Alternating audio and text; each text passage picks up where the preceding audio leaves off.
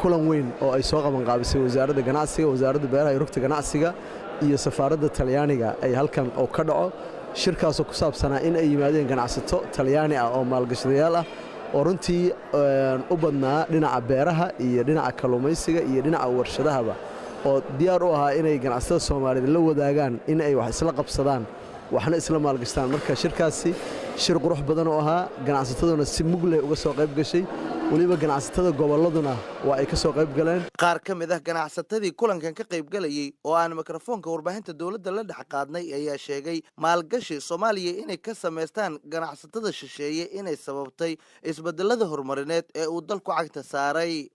rajaduna waxay tahay sektarro la sheegay oo hore jaan looga hadlay anagana aan soo diyaarino sida beeraha kalluumaysiga warshadaha yaryar waxaa jira dad Talyaani oo maalqabeena ah oo taajiriin oo dhaqaalaha waxa ay leeyihiin ka sameeya dalka Soomaaliya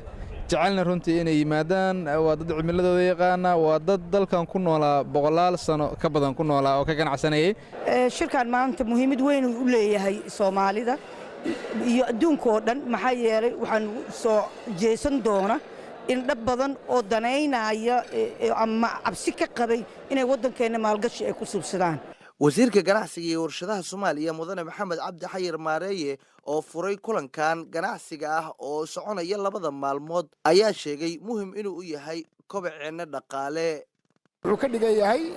waa shir ay wada yeelanayaan ganacsatada Soomaaliyeed iyo ganacsatada Talyaaniga oo looga hadlayo sidii labada dal ay maalgashi u wada samaysan lahaayeen ganacsigii ay lahaan jireen u soo wada celin lahaayeen oo Soomaaliya gaar ahaan Soomaaliya oo hadda iyadu ah dalka ka soo kabanaya dhaqaale burburka ee dagaalada sokeeye u keeneen sidii Soomaaliya loo maalgashan lahaa ayaa looga hadlayaa halkan Sugaal Macalin Maxamuud telefishinka qaranka Soomaaliya